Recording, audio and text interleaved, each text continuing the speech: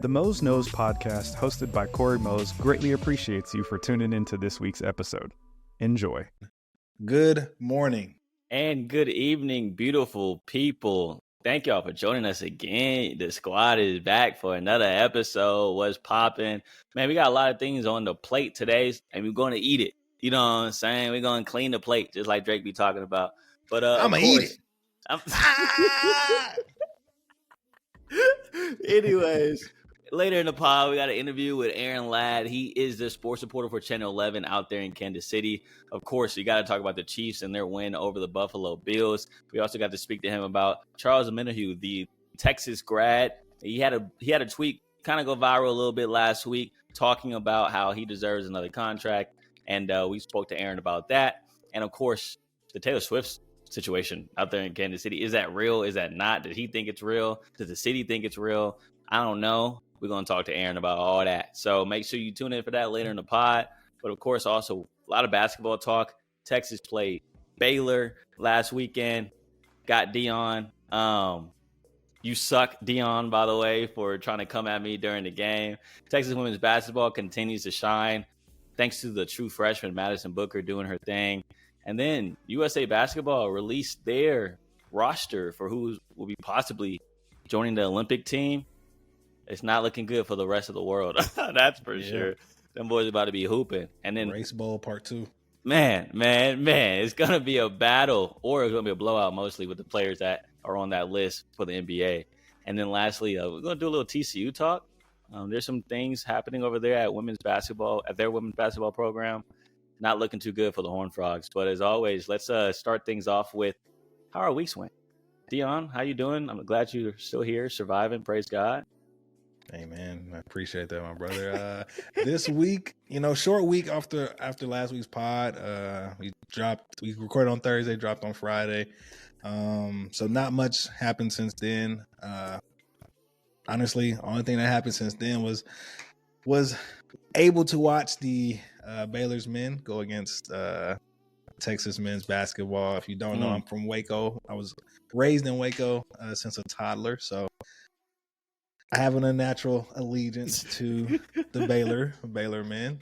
We just got a new facility, and unfortunately, you know what I mean, crazy game. It was a good game. Great game. Just happened to, be on the short end of a great basket from the Texas men. So, short week. That's really my week. And really quick, I'm going to start putting this in the front of the pod. If you are watching this, wherever you're watching this, like, comment, subscribe, show the boys some love. If you see something on social media of ours, retweet it, repost it, Please. Send it to a friend. If that's how you want to support the boys, that is the way. So what about you, Cory? How was your short week? Oh, it was good. I just want to piggyback real quick on that. Yes, please support. We really appreciate it. We're grinding. I'll tell you that right now. We are grinding. So any type of retweet or like, it's highly appreciated. But same thing with me, though. Short week, not much happened. I am breaking out, though, bro.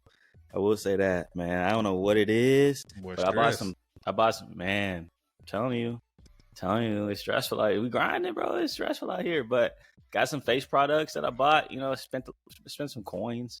Probably spent a little bit too much. Did some research. Black-owned products for black. Black-owned businesses. So you finna be on TikTok doing the skincare. You already get ready with me, head ass. You know what I'm saying? Like, that's what I'm about to do. Drew Walls. Okay. Set up a little tripod. Go to Target. You know what I'm saying? Target runs in. Target run. Jeez. Yeah, bro. But yeah, bro, I'm breaking out, and I ain't got no haircut either. So that's why I got this hoodie on. So I'm trying to hide all of the blemishes. You feel me? So, but it's been a good week though. Real good week. Texas won. Thank God. It felt like a must win. And that's why I say thank God, because after all of the chatter, the outside noise with Rodney Terry and the whole horns down situation against UCF and people making fun of Terry, people saying he shouldn't have got the job. It's like, that's crazy, over just one incident. So I felt like it was a must-win scenario for the Longhorns on Saturday against Baylor, who, by the way, Baylor, top 10 team. They're not no scrubs. They're actually really, really good. So for Texas to come in unranked and beat them at home, big time deal. But I just want to, go back to your tweet though, Deon. If we can pull up this tweet full, just so we can read it out. Deon, during the game on Saturday, he said, quote, "It's horns down all episode. when Baylor beats Texas, by the way. Then he had the nerve to at me. That's the crazy thing. Then he added me. Me being the patient, calm young man that I am, I didn't respond. I just let the players do the talking. And at the end of it, Deon, where's your horns down this podcast, bro? Oh, man. Hey. Huh? I mean, for a second there, Huh? I was finna be right. But, hey, But you weren't. Things happen. That was a quick second, huh? That was a real quick second. Boys thought they had it. They got the 3-pointer and went crazy. But, yeah, let's talk about that game, though. Texas men's basketball coming in after losing to UCF, not looking too good. 1-3 in conference play. It kind of felt like this was a do-or-die situation for Texas, especially with what they had to come, because you had 5 other more ranked opponents after Baylor. So if you lose to Baylor, then it could go downhill very fast. But they were able to not only win the game against Baylor, but correct me if I'm wrong, Deon, it just felt like the Longhorns controlled most of that contest. Yeah, that first half, I mean, it was a shootout. I believe Baylor, Texas was only up by 3 going into halftime. Like I say, I tuned into the game probably midway through the first half. That's when I sent the tweet out, talking trash. Talking trash. And, I turned off the game. I turned to watch something else or do something. I came back to the game. And the first stat they said was Texas is shooting 85% from the 3-point line. And I'm like, wow, this is crazy. They're doing this on the road. Shooting 85%, which is insane. But like you said, for the most part of the game, even though it was a close game, Texas definitely felt like they had the edge the whole time, especially once we start getting to that second half and the game starts to slow down. They're not shooting as many threes, not making as many threes. Baylor probably had a little bit of an edge in the beginning of the second half. Yeah, I'm about to say they had a chance. They had a chance to kind of put the foot on the Longhorns' necks, and they got up by, I believe, 5 or 6.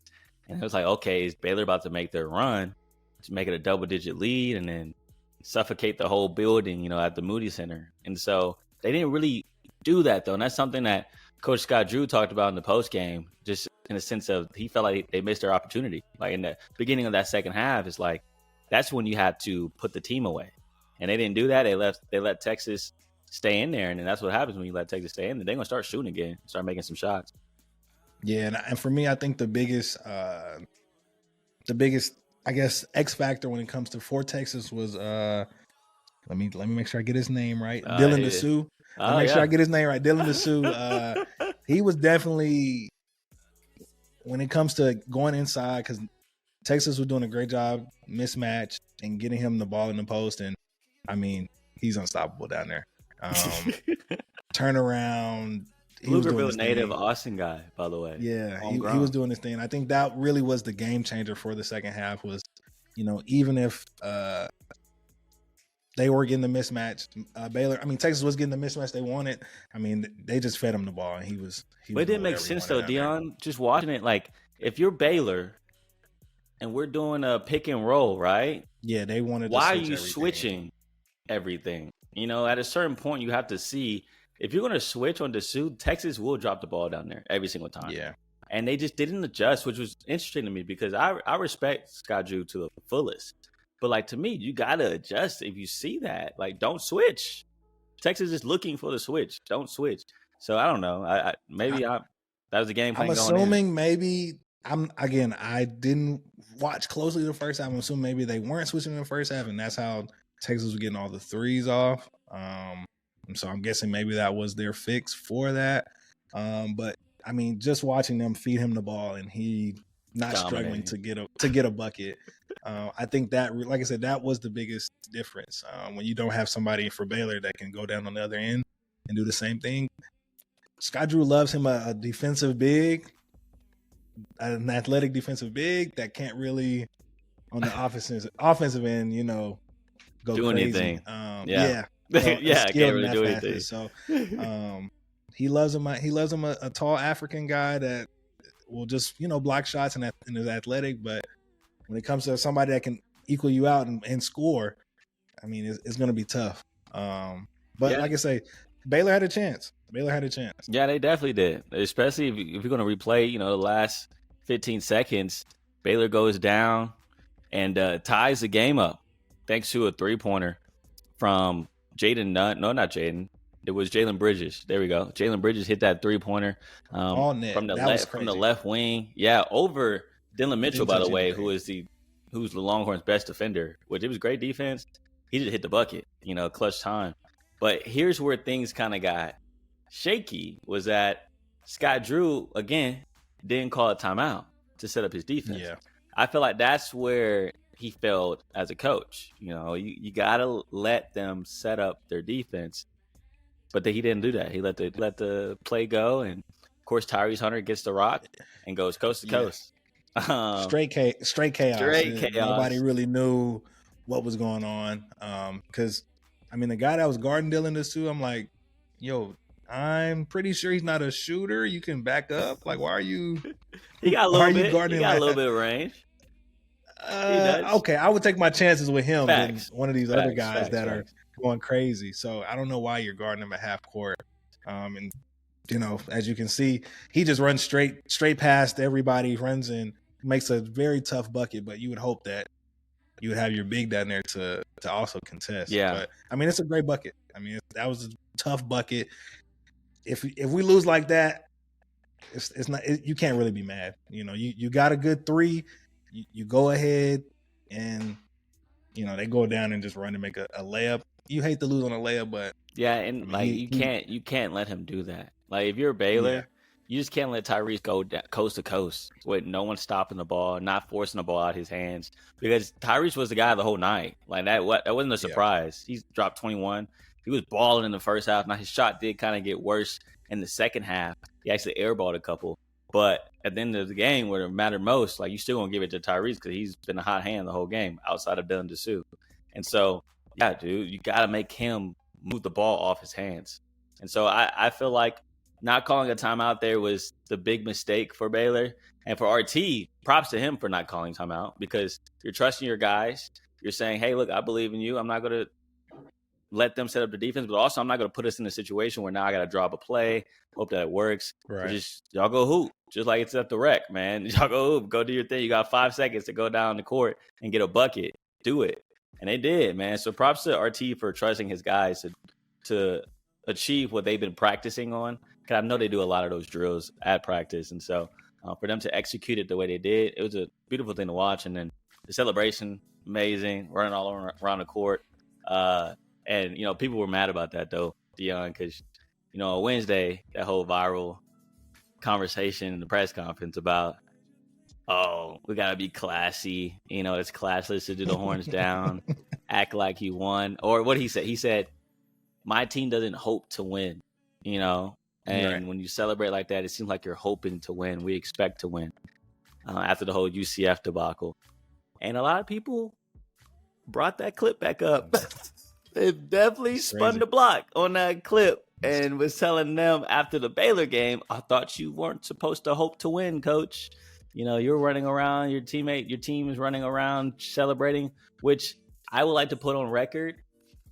It's not the same. We're talking about a buzzer beater compared. Yeah, when you're at home. And a buzzer beater at home compared to that game against UCF. The game was over with 15, 20 seconds left in the game. So, you already know you lost by the time the clock hit 0. So, of course, you're not going to be celebrating like that after you already know, we got this dub, 30 seconds left on the clock. But a buzzer beater, you can't expect these guys to not do anything. Come on. Yeah. People are trolls, and I feel like taking things out of context, and you got to be realistic with yourself. If you're trolling about that whole situation, come on, dude. You expect no one to celebrate after a buzzer beater? That was a crazy game. Stop being like that. People need to be better. Need to be better, as human beings. But anyways, yeah, that whole situation with Ronnie Terry before the Baylor game, I feel like that's why these guys came out and was so, it feels like, energetic. They were very aggressive, locked in. Tyrese Hunter hasn't been that aggressive on offense in a couple games. And so the fact that he was able to provide that spark is just something that makes you wonder, how good can this team really be if Tyrese is on? because Tyrese was one of the guys that went to the NBA, was pondering about going to the NBA Combine, and he eventually came back to Texas and to try to improve his draft stock a little more. And, you were hoping for him to kind of take that step this year. He hadn't really done it. He's had good moments, but hadn't become that everyday consistent. Consistent basis, especially to complement Max Abmas, who's been balling ever since he got to UT this year. And that's what he's supposed to do, put the ball in the bucket. That's what he transferred to UT for, and that's what he's been doing, Max Abmas, that is. So you were expecting Tyrese to kind of be a good complement to that, a little 1-2 punch in that backcourt. He hadn't really been like that, but against Baylor, when they needed him the most, he came up and stepped up big time. So hopefully this is just a jump start to what's to come for Tyrese. Yeah, that was going to be my next question. Do you think that this is going to lead them? I mean, this is a good start with them playing the rest of the gauntlet in the Big 12. Do you think this is one of those things that can catapult them, get them some good energy to, I mean, I'm not going to say they're going to go beat all these teams, but, come out on a winning record within this stretch of, let's see what they got. Well, they got. So we're shooting this at 5:20 p.m. right now. If you're listening, an audio listener, Texas plays tonight against Oklahoma, and they're actually about to come on within the next hour. So we're going to see if this is going to be a quote unquote trickle down effect when it comes to how Texas is going to start playing now after a big win at home against Baylor. Huge win after all the outside noise and criticism that Rodney Terry was getting that week. Can you do it again? That's the question against a number 11 ranked Oklahoma squad in Norman, by the way. And of course, this is the last time they'll play in Norman because actually, no, that's a lie. I'm tripping. Oklahoma's going to SEC too. My bad. My apologies. Mm-hmm. But anyways, heated rivalry. You already know Red River. That's a real thing in basketball too. It's not just a football rivalry. And so, yes, they're going to go in there, get all the horns down. You already know that's happening. They're going to get every single horns down, maybe a couple middle fingers, who knows, knowing that student section. But can they fight through adversity? Can they get through that outside noise again and win it? I think that's a big question. And on the road, that's going to be a challenge in Norman. And so we'll see tonight if they can keep it rolling. But I expect it. I felt like that win was a staple win against Baylor. Because like I said earlier, Baylor's not a bad squad. Baylor is really good. And so the fact that Texas came out and, like we mentioned, kind of controlled the entire game, except for the first part of that second half, that was a good sign that it wasn't like they barely won and it felt like they escaped. It didn't feel like that for Texas. It felt like they earned that win. And so can they earn another one against Oklahoma? I think they can. I think they can win any game, to be honest, if they play like that. And with this schedule, every single game is a national tournament game, it feels like. Every single matchup in the Big 12 is so highly competitive. And so every single win matters.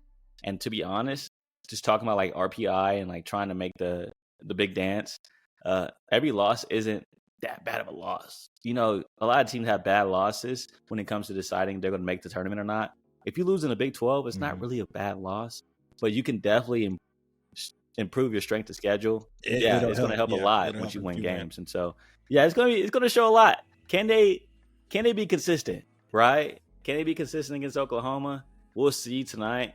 And if they do come out with the dub, that's big time for their confidence, because Dylan Dessou told us that he does, and the rest of the team does. They hear the outside noise, and they hear that everyone has said this team isn't like last year's team. And he understands that. And he also told us that, we're not last year's team, but we're this year's team. And we have dudes that can hoop. We have dudes that transferred in, like a Max Abmas, like the Caden Shedrick, who can bring different traits to the table that they didn't have last year. And so I think now they're trying to find their stride and find their identity about what this year's team is. And if they can beat Oklahoma after beating Baylor, I think they have a pretty good start. Facts. And when we talk about this year's teams, we have to talk about Madison Booker. You sent me this tweet of the numbers. It's ridiculous. This tweet says Madison Booker has to be the front runner for the Big 12 Player of the Year award. Booker is currently averaging 19 points, 7 rebounds, 6 assists, 2 steals in Big 12 play, propelling her team to 5-2 start. Just nasty. Those are some True crazy freshman. stats. I gotta always say that. Those True are some freshman. crazy stats. Right? Like doing that. And so when you watch her, I mean, She hoops like a dude, she bro. just has I'm about to say, Yeah. she has the She hoops control like a of the dude, floor. bro. Like these are some crazy man, numbers. there's one play she made. It made on the, I believe the ESPN picked it up. It was behind the back. Or she's driving towards the basket. Behind the back. Little scoop layup. Like in one motion. It was so sick. And watching that, I'm just like, this is greatness. This is greatness. And the fact that she's 6 foot, you know, like it's not like she's a small point guard. Coach Schaefer has, and he told us before the season started that they have this true freshman that will be the second point guard behind Rory Harmon. And she's a Gatorade All-American, of course, from Mississippi. But like, when you hear it, it's like, okay, I asked Coach straight up, like, is she going to play point forward? You know, because she's 6 foot. He said, no, she's going to play point guard. I was like, but she's 6 foot. And he said, I know, but she's going to be the point guard. And so I was thinking she's just going to be the forward position and just running like LeBron does. But like, no, she's legit playing the one at that size. And it's really cool to see because you don't really see that in women's basketball, you know, especially at 6 foot. Like you don't really see someone that tall to be able to handle the ball like the way she does and create as well. I mean, she's averaging 7 assists. So that shows you she sees the floor very, very well, while also getting it to the right spots and then picking her spots to score because she's averaging 19 points. So it's like, what can't she do? Nothing. She can do everything. You know what I'm saying? So it's if you were to give her like a, you know, for the listener that doesn't understand, if you were to give her like an NBA comparison of just her talent, like who would you compare her to, just for somebody that maybe doesn't understand her? Yeah, impact? so it's kind of, we actually talked about this with Coach Schaefer last week in a press conference. Someone brought up, does this give you the vibes of Magic Johnson? Whenever Magic first started at the center against the Celtics in the finals, and at that size and just being the point guard at that size, that's something you didn't see back in the day until Magic came along. And Vic was like, yeah, that's exactly what it feels like. It feels like Magic Johnson at point guard for Texas right now. And that's just the way I see it too, because she's also grabbing boards. Like she's down low grabbing boards as well. So she's doing literally everything on the court, just like how Magic did, and then making everyone better, you know, at her size, which is just something that we just haven't really seen, especially from a true freshman at this point in her career. She's been able to grasp and kind of adapt and evolve into this offense way faster than a normal true freshman would, especially after not being kind of primed to be this much of a focal point. But remember, she was supposed to be the complement to Rory Harmon. She wasn't supposed to be the girl. She wasn't supposed to be the star per se, you know.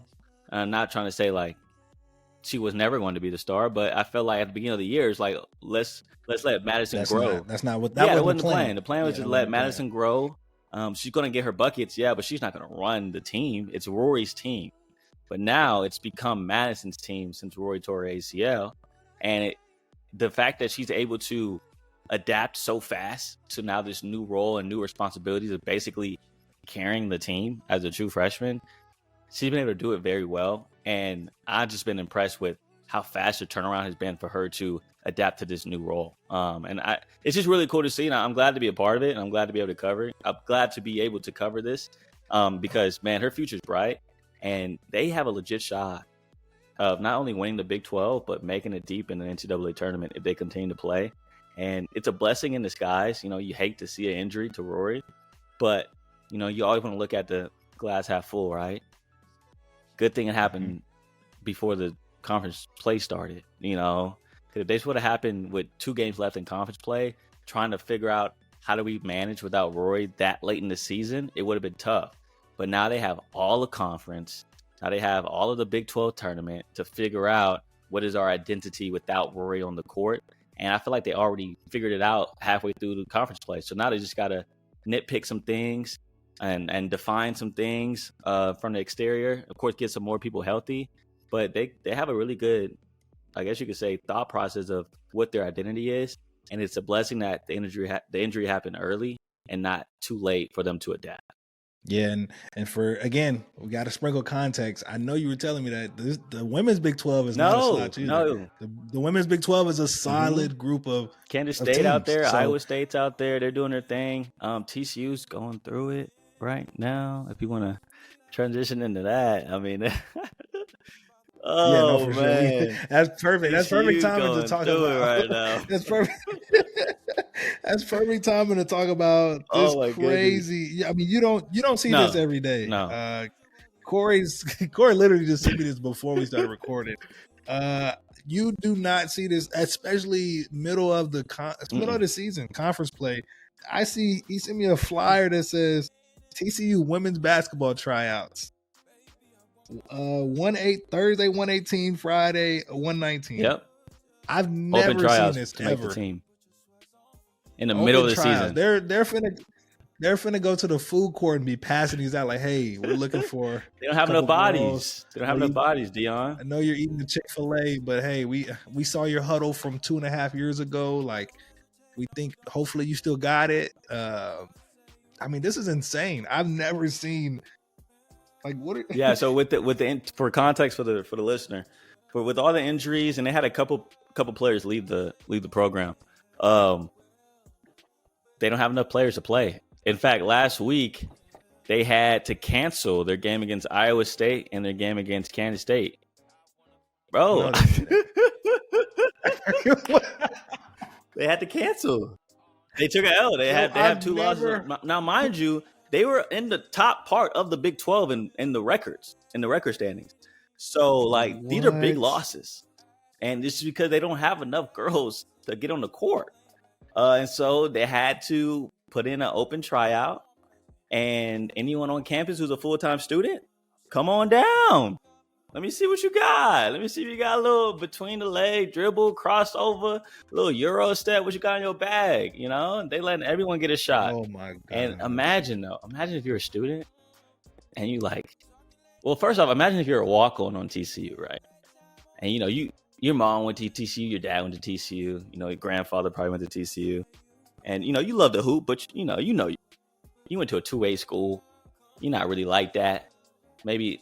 No offense to all the 2A schools out there, but, you know, going from 2A to the Big 12 conference, kind of a stretch. And so you probably walking on just to have a good time in college, be an athlete, you know, play for the school that your parents went to, your grandparents went to. And then next thing you know, you're in a starting lineup. At a Big 12 school, at the TCU. They're calling your name out in the starting lineup. At point guard, about to be playing on. She averaged 10 points in high school. Walked on JVB. What in the world, yo? That's playing against Texas. When they say God be opening doors, that is a crazy mom. I don't know how I did it. Yo, I was the RA last week. Now I'm on the basketball team, averaging 30 minutes. Like, that's a crazy thing. Oh, averaging 30 minutes from the couch to averaging 30 minutes on national TV would be crazy. From the dorm, averaging 20 minutes. A Joe Flacco story in women's basketball. This is crazy, so I'm interested to see how this all plays out and like who's going to fill the roster. When they're going to have like enough girls to hoop again, and who are those girls going to be? Like that's going to be the main question. I got to watch the next game. Like I got to see what if there's a diamond in the rough out there in Fort Worth though. Or they find somebody. They finna scam. They finna find some girl with tats and say, "Nah, she been going to school here. She's on her ninth season. You got a COVID year. Yeah, she got some COVID year. Nah, that's why we ain't seen her on campus. You got a little Joanna man. Oh, she got a tat right here. Joanna man situation. Like, they finna be scamming. Like, no. What I swear she got a 3.5. Yeah. They finna just be right. What's her major? There. That is, it's like that. What is it? What's that movie? Bad News Bears. When it's like I am 12. Like that's. You gonna be like that, bro? It's like what? Where's her report card? You know, where's her grades at? Oh, she's passing. I promise she's passing. Oh, she can hoop though. Yeah, so that's an interesting situation. interesting situation out there at TCU. But we'll be tuning yeah, into those. gotta be. But we're gonna be tuned into the AFC Championship between the Chiefs and the Ravens this week. What a matchup, Deon. I'm glad that two black quarterbacks. I just gotta say it. One mixed breed, one full breed. You know what I'm saying? So I'm about to say half black. Hey, come on, bro. That. We can find a tweet on that too. That's definitely a tweet we're gonna throw in there later. Come on, bro. Yeah, we are doing our segment again. How'd you think of that for our Twitter segment? But of course, before we dive into that, let's talk about the Chiefs and Ravens game that's coming up. We are able to be joined by, like I mentioned earlier, Channel 41 from Kansas City, sports reporter Aaron Ladd. We discussed a multitude of topics, of course, them beating the Bills and what is it with Patrick Mahomes and just owning Josh Allen. Is it even a rivalry? Will people say it's a rivalry if you can't beat the team that you hope to beat every single year and they're always the team that knocks you out of the playoffs? It must suck to be a Buffalo Bills fan, especially after shoveling pounds and pounds and pounds of snow out the stadium yourself. You're a fan, shoveling your own seat out to sit down in this cold stadium, and you watch. Just for DeMar Hamlin to get the ball. Bro. Come on, bro. We can't talk about DeMar like that, bro. He lost his life. For your kicker to kick it. For the kicker to kick it. Tyler Bass. Erase the B. That's what he really is. Yeah, for sure. That's a terrible name for that. For that exact reason, terrible name. Well, and at the end of the day, I will say this. It's not Josh Allen's fault. It's not Josh Allen's fault. And we all know, even if Bass would have made the field goal, what would have happened? It would have been even worse for Bills fans. Because you would have saw Patrick Mahomes go down the field, score a touchdown, get in the field goal range, whatever, whoop-de-whoop. And it's going to be another conversation of Patrick Mahomes owns you. Now the conversation is just like you need a new kicker. So at least that's a win, if you're a Bills fan. You don't got to see Patrick kill you in the last seconds again. So I feel bad for them. I really do. And that's why, I know my team got beat, Houston Texans, but we were just glad to be there. We were just happy to make it that far. Buffalo fans, y'all thought y'all had a shot at the Super Bowl, which y'all did. But then, Patrick did what Patrick does. So, let's get into the interview with Aaron. He talked a lot, and he knows a lot about Kansas City. So, let's run into it.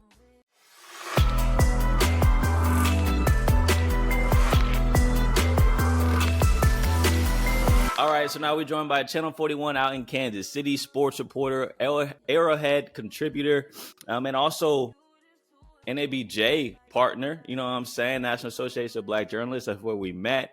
And then the guy that's apparently a superstar on the soccer field. I heard. That's what the streets are saying. And the man who brought us to infamous smoking on that Burrow Pack video. Yeah, Aaron Ladd is in the building, bro. What's good, dog? Man, I don't deserve that introduction. I appreciate y'all having me on here. Great platform y'all got rocking. Appreciate y'all, man. It's must be time for a big Chiefs game, something like that. Yeah, I'm about to say you're used to this, right? You're not new to this. You true to this at this point. 6 straight years, 6 straight AFC championships. It must be nice. Before we get into that, though, I gotta talk about that portrait behind you, bro. Where'd you get that from? Looks exactly like you. I hit up Casey has a bunch of Pride stuff every year, and one of them is right across from our station. So on lunch break, went over, had a little caricature stand, and I was like, you know what, this is a chance to really go all out, have something to add to the wall. We were doing Zooms crazy during the pandemic, so everybody was getting their backgrounds together, everybody was getting their stuff. So I'm like, this could add a little something back there. So yeah, I kind of forgot about that. Yeah, that's some flavor. Whoever did it, great job. I mean, props. That's handy. Because sometimes you see them portraits, sometimes they be looking like nothing like the person. But that's pretty solid. It's pretty got the beard and everything. I'm trying to get like you though. They did pretty nice.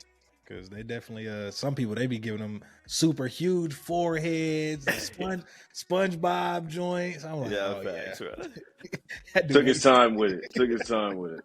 Well, look, man, Patrick Mahomes hadn't taken his time to take over the NFL. I mean, the moment he started as a starting quarterback for the Kansas City Chiefs, he's been in the AFC Championship every single year.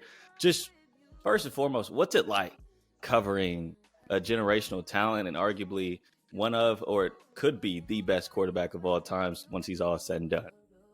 Covering it, I just feel thankful. I feel grateful. I feel blessed. I feel happy to be along for the ride. I'm from Atlanta originally, a Falcons fan, so we don't know what runs like this are like. 6 straight runs to the AFC title game, to the Final Four, as far as the NFL is concerned. This is rare air that we're talking about. Being around it, having a small piece in it is really cool. Being able to see the growth is really nice too. But I wonder if I even have the context or the ability to really understand what we're witnessing right now, Corey. Like this is, I listened to Bobani's pod today, and he called him Jordan. It's like it's getting harder to debate those kind of things because this year, specifically of all the years, right? Like 6 straight, they had some talent on those teams. When you talk about Tyreek Hill, Prime, Travis Kelce, Andy Reid, what they're doing in the front office, like, yeah, they have a core there. But there were points in time this year where I'm like, I don't know if they're a playoff team with how these wide receivers are going, everybody being on different pages. Obviously a lot further to go this year, but just being a part of it, being along for the ride, it's been very special to witness. Yeah, Deon and I have been talking about that the last couple of weeks, especially before the playoffs started, the whole wide receiver room, right? Like, who can Patrick trust outside of Rashee Rice, which is crazy because he's the rookie. So it's like, whoa, you can't trust anybody but the rookie in that room. But for some reason or another, and it just always seems to happen, once the playoffs hit, the switch gets turned on, and Patrick and Travis get back on page, and now everyone's balling. Pacheco's doing his thing. When was it? Because you mentioned throughout the year there was points where you're like, are they even going to make the playoffs? But was there a moment when you thought, oh, they're back, and this is the Chiefs team that I've been covering for the last couple of years? I think it was this last week. We talk about this switch being flipped, but that's so dumb to me. That's one of those things we say in sports media where it's like, what does that actually mean? It's like, oh, now that it's January, like we're gonna start actually playing now, or we're gonna wake up, or we're gonna do things. We're gonna stop committing the silly penalties, or we're gonna stop turning the ball over. The wide receivers are gonna start catching the ball. They led the league in drops. Like, can you actually flip a switch when for 18 weeks you've shown us that you're basically mid? I don't know. I think that the Eagles couldn't.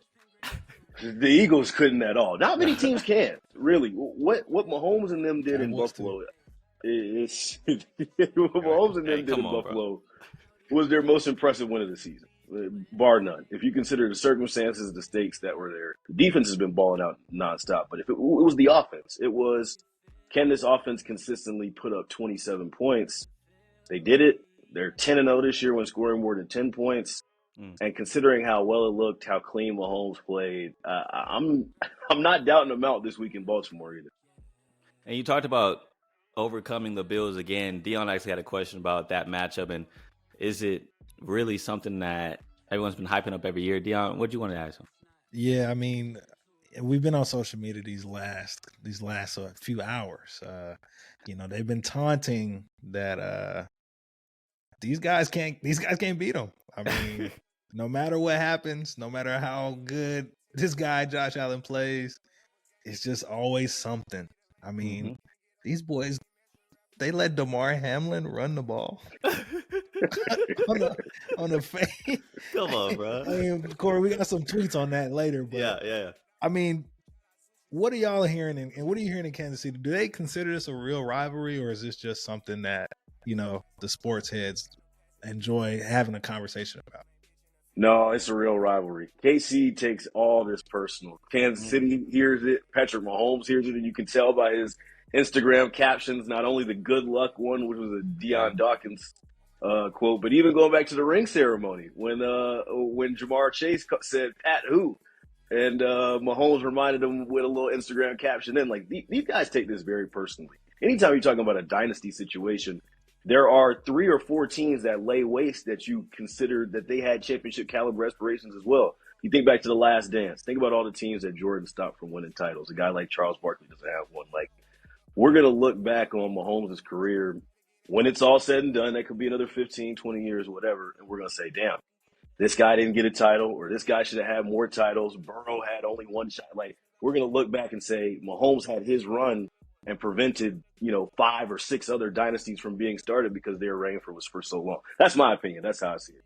Yeah, and you talk about Mahomes, and he loves to clap back, man. And so, like, before the games, though, does he ever talk trash a little bit? I know it didn't seem like he does. He seemed like he says all the right things before the games, but after, he he lets it all fly, So does he have that moxie about him in press conferences before the game? We rarely get really many cracks in the armor, if you will. Like, to me, I say this on our platform all the time. Like, Pat is the ultimate company man. He is an extension of management, if you will. Like, Andy Reid, the head coach, general manager Brett Veach, and Pat Mahomes. Like, that is the Kansas City Chiefs. Of course, you could throw a Kelsey in there, but they don't really step out of line very often. They usually always say the right thing. That's why the first time they played Buffalo was so crazy, because we saw this huge explosion of emotion from Mahomes, not only on the field, but in the post-game presser. He's saying things that are a little controversial. He's showing us that maybe some of those frustrations with the wide receiver room are really actually getting to him and kind of changing how he's looking at the game this year. That was a surprise. And maybe that showed us that he did hear the noise all week about the road playoff game, about their wide receiver room being trash, whatever. Mm-hmm. I wonder if they can bottle that up now that they've already beaten that into doing it again a week later against Baltimore, because they, to me, are the best team in the sport as far as on paper. All right. And they also have arguably, if not, I'm not arguing it, I think he is the best tight end in the league right now. Deon, you wanted to ask him about Kelsey and his mistress, huh? Is this a real thing, yo? Is this, do they really hang out, like, or is this something NFL paid them to, like, hey, we need y'all for the script, you know what I'm saying? For the NFL script, we need you and Taylor. Every time y'all touch the ball, Travis, we're gonna pan to Taylor in the press box. Every time. It doesn't even matter if you catch the ball. If y'all get a first down, we're gonna pan to Taylor. So, like, how is that?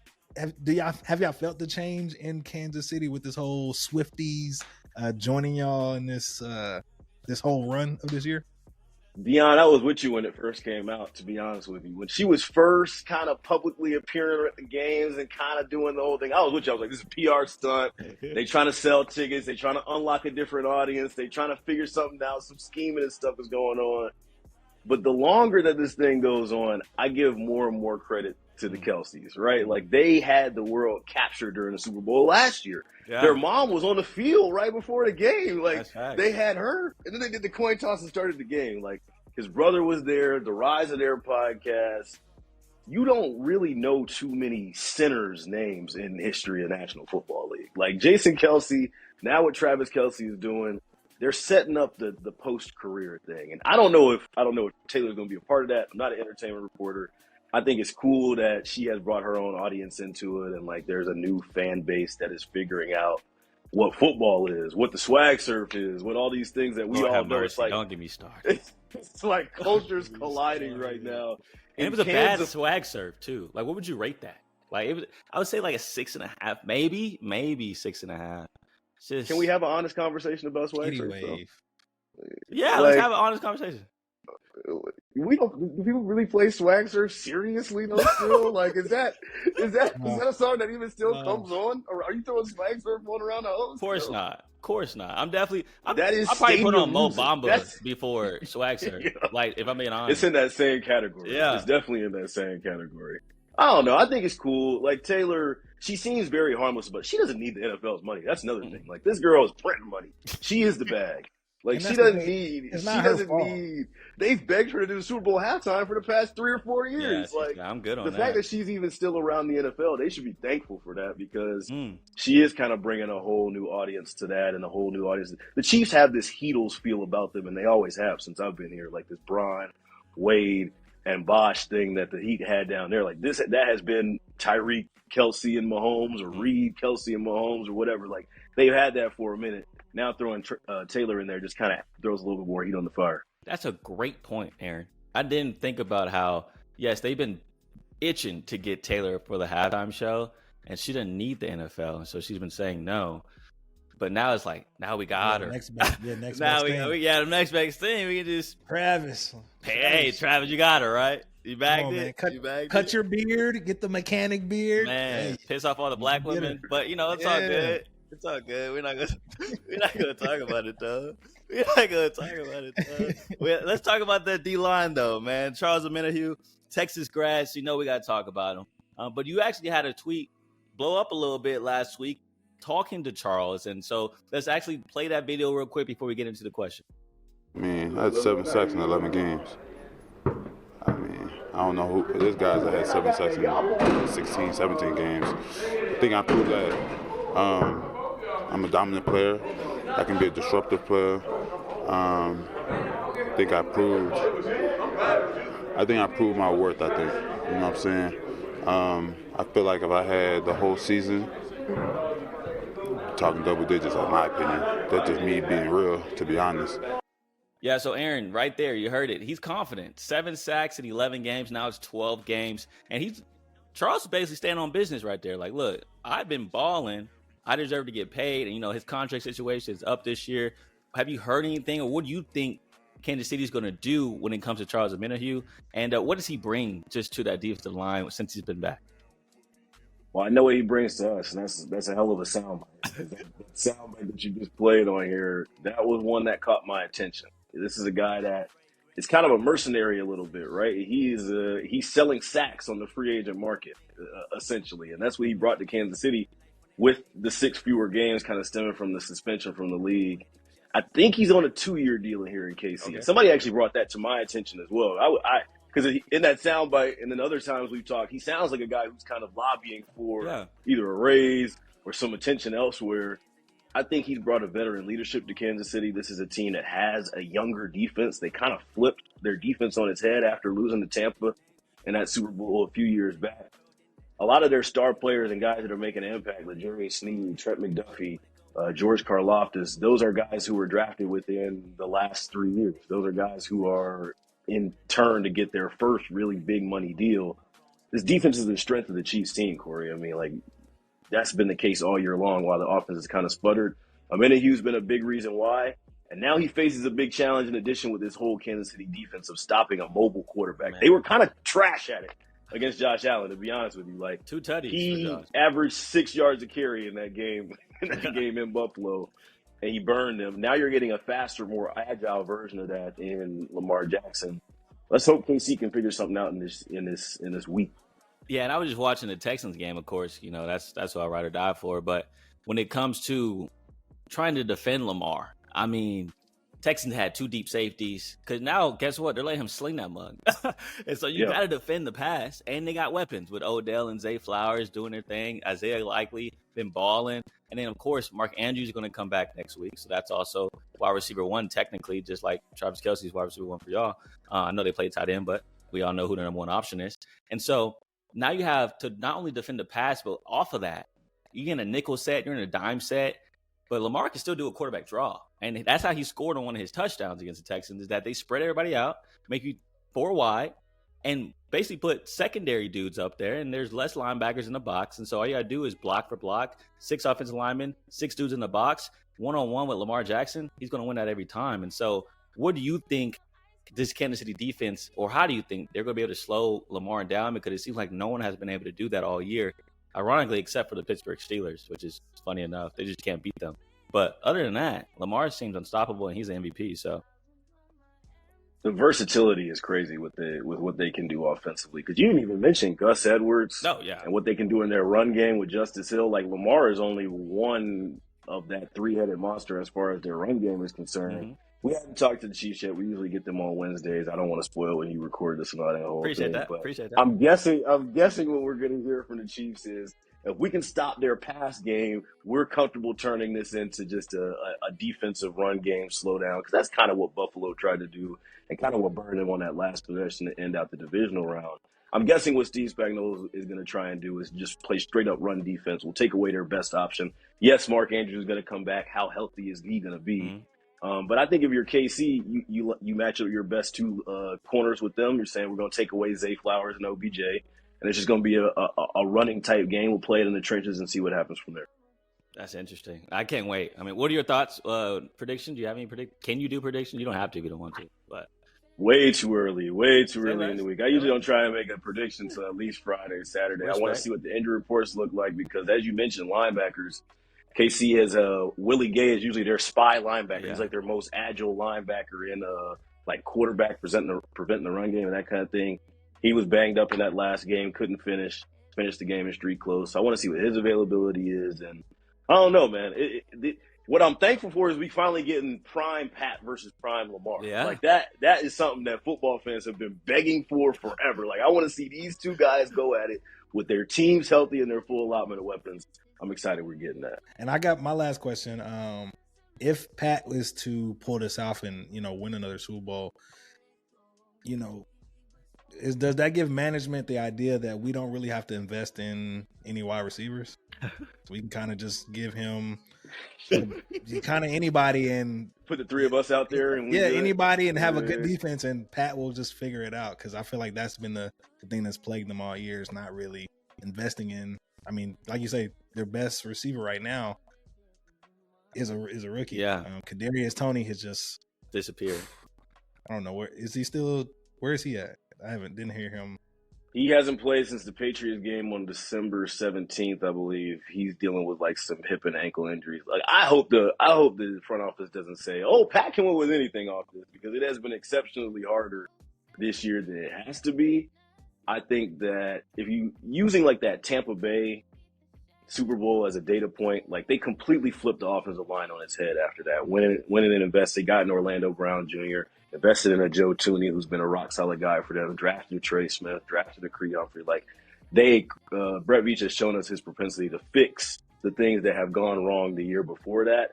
And I don't think the wide receiver room is like that far away. I mean, if you have Rashee Rice, who was your hit last year, get one or two more guys. We're not asking for anything crazy. Like if the floor is the AFC Championship game with this unit, like just imagine where you could go if you had like a T. Higgins or if you had a Mike Evans, guys who are going to be on the free agent market this offseason. Like they're not that far away, which is the scary part for the rest of the league, from fixing this crappy ass wide receiver room and really going on a dynasty run. Well, thank you so much, Aaron, for joining the pod, bro. Like you don't understand how much this means to me, knowing that I can hit you up and call you a friend in the business, because you are killing it, dude.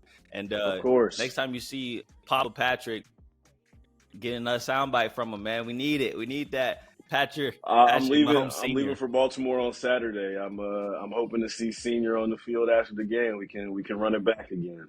That'd be awesome. But I don't want him offending Lamar. Like the smoking of the Joe Burrow was funny because like there was a lot of lead up to that game. The mayor was being corny. Like it earned. Like Lamar has done everything right. I don't want Pat Senior to be like Jack Pack or something like that. Like that's not gonna hit the same. It's not gonna hit. The same. Cause we all ride for Lamar. You know that's like exactly. You know what I'm saying? Like he one of us. You know, he one of us. So it's like that's the dog. South Florida. You know what I'm saying? Kodak lover. So yeah, for sure. We don't want no ill will. But man, he's always a great soundbite. It feels like every time you talk to him or anytime he's in front of a camera, it just seems like he knows what to say, when to say it. So must be nice to have another asset that you can cover. That's for sure. But yeah, Aaron, thank you so much again for coming on the pod, and good luck this week. Yes, sir. Appreciate y'all, man. Stay up.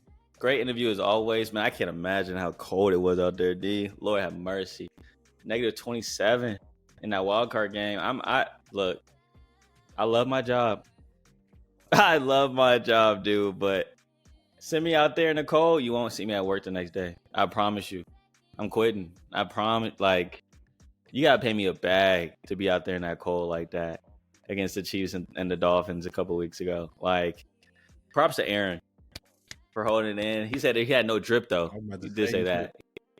You should have been like DeAndre Ayton, just say, yo, I'm slowed in. Like, can't do it. I would love to go, but the door's not opening. Like, no, I can't get out. Oh no! I really wanted to be there. I wanted to do it. It's burning me. Now I have to stay home in my heated house and drink hot chocolate and watch Christmas and Netflix movies. Like, I gotta watch it on the TV. Darn it! Yeah, now shout out to y'all, man. Y'all have probably had the toughest job. No, we don't, man. bro. The athletes have the toughest job, bro. We just out there. I mean, that is at true. least they're running and kind of getting warmed up. Y'all are just standing there reporting live, waiting to ask them. Freezing. Yeah, ask them questions. So, yeah, but that leads us into the next topic, though. Of man.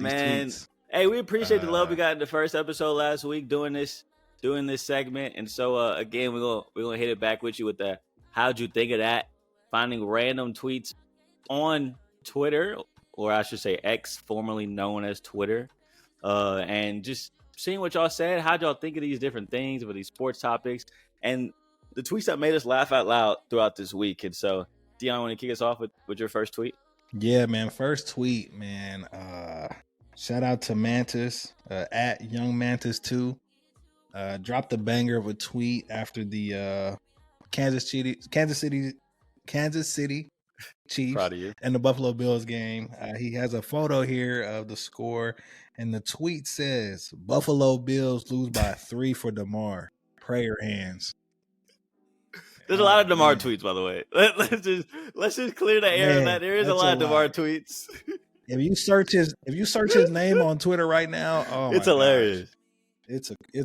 It's a crime scene because they were firing him up, and I blame the Bills for this because let's run a play. Let's run a play so people can see it. This is the 4th down. Try to get the conversion with the fake punt. And who did they give the ball to on the fake punt? Damar Hamlin. It seemed like a good idea. Give it to the guy that everyone's been wanting to see play, comeback player of the year. Whoop-de-whoop. Feel good moment. But it just didn't work, Deon. It wouldn't even close. So clearly it didn't work. And of course, you say it didn't set him up for success. It didn't set him up for success on the field or on social media. Because afterwards, so many videos, and that's the next Twitter or X post, I should say, that comes to mind. It comes from Evan Bauer. Evan Bauer _ You're a menace. You're a menace. So this is the quote is what Sean McDermott thought the Chiefs would do if he handed the ball off to Damar Hamlin. And for our audio listeners, it's a Make-A-Wish video of the Nebraska team handing the football off to a kid who more than likely has cancer during their spring game.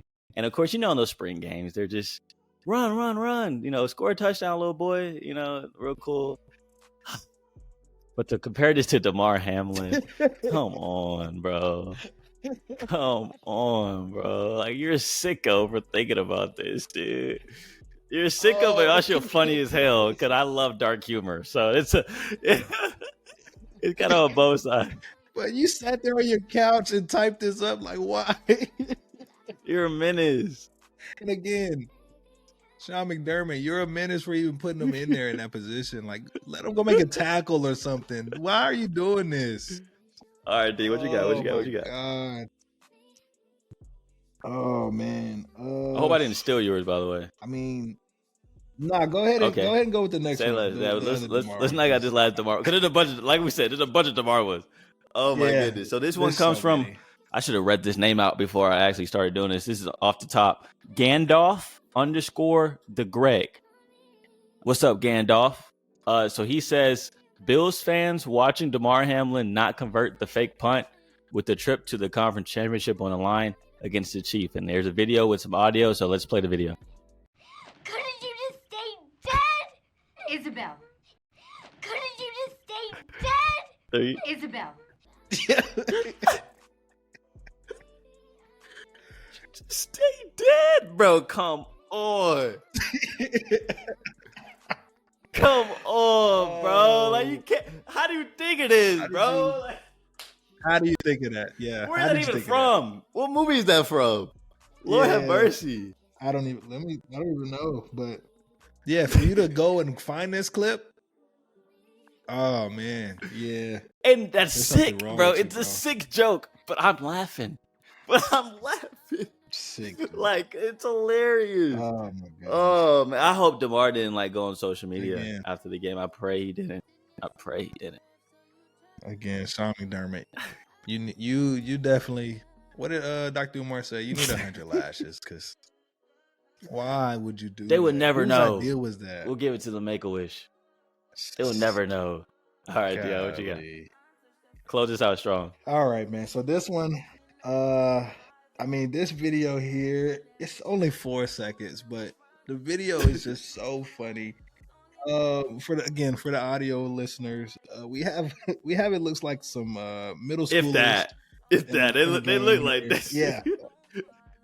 maybe even younger. It looks like it's a fast break, 2-on-1 fast break. We got one kid dribbling his heart out. I guess maybe he's played a lot of 2K and he thought he was LeBron James. So he takes one dribble from the free throw line all the way to the goal. And I mean, you would have thought he was about to dunk on bro. but he's 4'5". But he's 4'5". I mean, no bunnies, no hops. I mean, he jumps and just throws it straight at the backboard. I don't know what he was thinking. He got to be 12 tops, 12 years old tops, bro. Maybe 9 or 10-year-olds trying to dunk a basketball, bro. And he cocked that mug back too, bro. You see him cocking it back like a tomahawk? Yeah, and this looks like a 10-foot rim. This not one of those short rims. This looks like a adult rim, and he just was like, yo, no, this is my moment. Like, he probably had a good dream. Like, nah, I've been dreaming of this moment. Hey, what'd you say about the teammate, bro? And, oh man, if you haven't seen the teammate yet in the video, the teammate is like, you could tell either he know that this guy does this in practice, and he's like, nah, there's no way he's gonna do this in the actual game. And either the number 10, his teammate, he's either trash and he's just not getting in. He trying to get him some points. Like, they probably blowing the team out. I'm open. And yeah, he's dropped to his knees. There's no way this fool just threw the ball off. He didn't even touch net, bro. Like, he cocked it back and basically just threw it at the wall behind the freaking basket. Oh, no, it does hit the rim. Does hit the rim. And he don't even get a foul. And like, that's even funnier. Like, yo, it'd be cool. Okay, man, you get a foul, you get your free throws, but you did this, and now I got to go get back on defense after some buffooneries. Like, oh goodness, yeah, I feel for. We gotta get him on the pod, bro. We gotta get answers. We gotta get answers. Nah, for real. Like, what was going on through your mind, little bro? Please tell us. But yeah, dog, that's a good segment. How'd you think of that? What a way to finish it. Thank you again for listening for that. Let us know how you think about it. Let me know if y'all mess with it. But man, there's some bangers this week. After every football game, I go straight to X. I mean, immediately. It's a comedy show for free. You have like, it's kind of crazy. So yeah, for sure. This week I will be tuned in to the I'll be tuned into Lamar and Mahomes because I know there's a bunch of race jokes for sure. I am expecting a lot of we talked about it ourselves, like the mixed jokes with Patrick Mahomes if Lamar wins. Oh yeah, that's coming for sure. And then on the flip side of it, in the NFC, like, if Brock Purdy doesn't win this game, oh man, they already hate him. I don't know why people hate Brock Purdy in the first place. I get it, like, he's like the last guy to get drafted, but like, it's funny because he ain't did nothing to nobody. He ain't never said nothing. You don't ever hear him sound by like, no, those guys they're wrong. I haven't heard him speak one time. But all the analysts hate him, all the announcers, like, yeah, he's really not that good. Like, oh my gosh, what MVP? It's all the weapons. Look at all the weapons around him. That's why he's good. Yeah, you would have thought he was black. Oh my gosh. They hate him. He's not quarterbacky enough. They hate him. Yeah, I don't understand the hate. I don't understand the hate at all. Man. And mind you would think like we would love an underdog story. Like, I thought America would just love that, eat that up. But it's like, nah, you just have a bunch of weapons and you have a great coach. That's why you're good. It's like, that sucks. And mind you, he ain't getting paid nothing. You saw that stat? You're getting paid about $800,000. Man, he make less $800,000 to be an NFL quarterback. He had a roommate. He had a whole roommate in his apartment as an NFL quarterback. That's crazy. Just to afford rent. Insanity. Hey, props to you, Brock. Keep doing your thing. Keep doing your thing. I'm proud of you. And we don't hate you on the Mose Knows pod. We respect you. But yeah, let's go on to the last little topic, dude, about this Olympic team. Crazy news came out today. Like I said, we're recording this on Tuesday, and the Olympic team is about to be nasty. I feel sorry for the rest of the world. Lord have mercy. You know how last week we talked about that tweet that said, move your hand? While we beating that ass? Yeah. That's how it's about to be in this Olympics, bro. Yeah, so they dropped the potential list of or I guess all the guys that are considered being on the team. So, of course, they had to narrow down who's going to be on the team. They dropped the list of probably like 30 guys. And, I mean, we got all the big dogs on this list. KD, Steph, LeBron. We got people switching countries. On our team. Like, this is going to be a generational beat. I mean, you got Kyrie on the list. You know what I'm saying? Even the young guns, bro. De'Aaron Fox, of course. Tyrese Halliburton.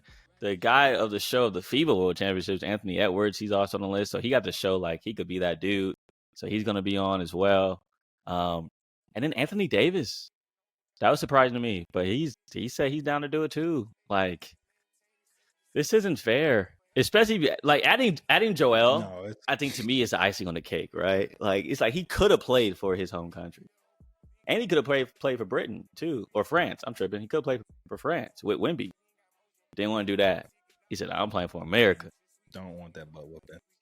Yeah, and look, like I said, I think there should be a USA A team and a USA B team because this isn't going to be fun to watch. This is going to be a really quick, the Olympics is usually 2 a.m. Some people might stay up, and it's like, I might just catch these on ESPN. Just let me know when y'all get the gold. This isn't going to be a good matchup. So if you're somebody that's listening to this in the other countries, I'm sorry. Sorry. Yeah, we're sorry that y'all decided to wake up the Avengers. That's what. Now I will say, there's one name on this list that better not be on this roster, bro. That better not be on this roster when it comes down to it. Chris Paul, bro. I get it. Yeah. Like he's a legend, Hall of Famer. Already had a couple gold medals, but you better not make this team, Chris Paul. I don't care how much experience you bring to the roster. You're just not. You're not exactly. He is hurt, so I don't know how he's even on the list. Yeah. But Trae Young too. Trae Young on here. Austin Reeves, Duncan Robinson. They cool names. You think Chet's on the list? You think Chet gonna be able to squeeze in there? It depends. You never know by the time this and the end of the season. You never know who might get hurt. So Mike could squeeze in there. Like I said, you never know what Anthony. On that note with Chet, before we get out of here, I know you've seen the video. Oklahoma City Thunder. They all went to Chet's high school. Oh. So for the listeners, Oklahoma City, so OKC, they supported their boy Chet Holmgren. The rookie on the Thunder. He went back home, and they retired his jersey, his high school jersey, and they had a whole ceremony. Everybody. All the coaching staff was there. The entire roster was there for the OKC Thunder to support Chet. But one guy was missing. One guy was missing. His name is Josh. And Twitter had a ball. And man, oh man. If you don't know, I don't know where you've been, but Josh Giddey has had some underage, minor allegations, but he's been cleared. No charges have been, bro. Charges have been dropped. You know what I'm saying? Like, nothing. You haven't been convicted of nothing. It's just not a good look for him to go. Yeah. I understand, Josh. Again, now that you're moving past this, I support you, my white brother, and he's Australian. Let's just focus on the court. Come on, bro. Come on. I don't know. I don't. That didn't sound right. But I mean, is that a good move? Though? I feel like he made it even more of a big deal when he's the only one that doesn't show up. I think if he would have pulled up, like, it would have been okay. The whole team's there. But now with him being the only guy not there, it's like, oh, it's obvious why he's not there. They're going to a high school and they're afraid that he's going to talk to a chick in the stands. Like, or maybe he was just focused on the grind. He was in the gym. You know what I'm saying? He just lost track of time. Yeah. Let's just cut the brother some slack, man. He's had a tough couple months. He's on a dynasty trying to form. This not going to hold him back, man. So, Josh, don't get on Twitter for the next couple of weeks. Let this blow over. All right. Hey, be straight. Love the encouragement, Deon. You're a real one. Support Josh Giddey from the get go. Even last year, that was your guy last year. I messed with Giddey too.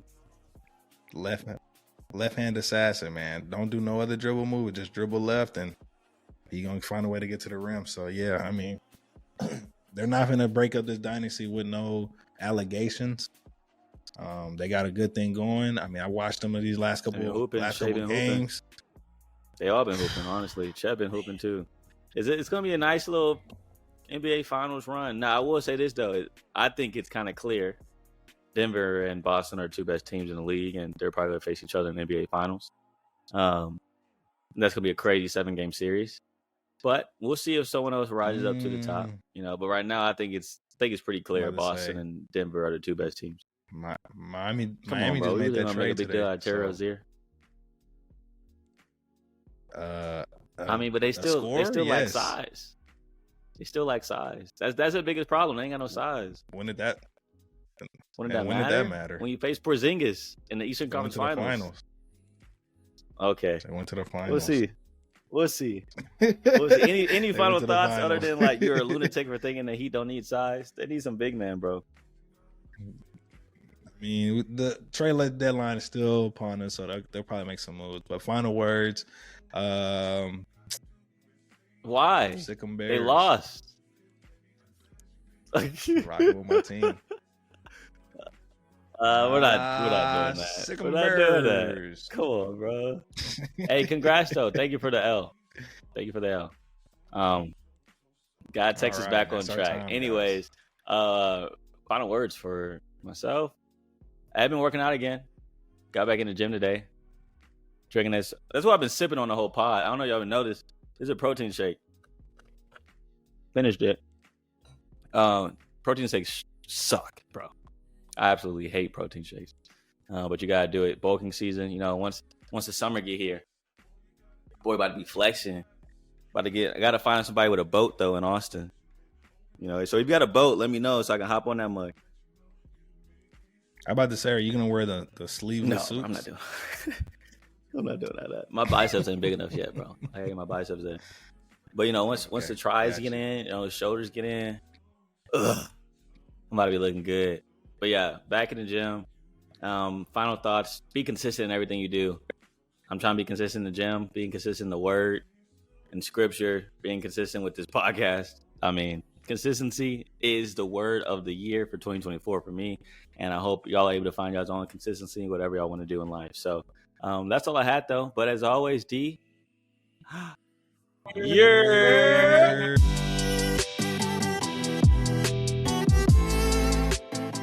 We hope you enjoyed that episode. Stay up to date with Mose Knows by subscribing to Cory Mose on YouTube or simply searching Mose Knows on Spotify or Apple Music. Thanks for listening and have a great week.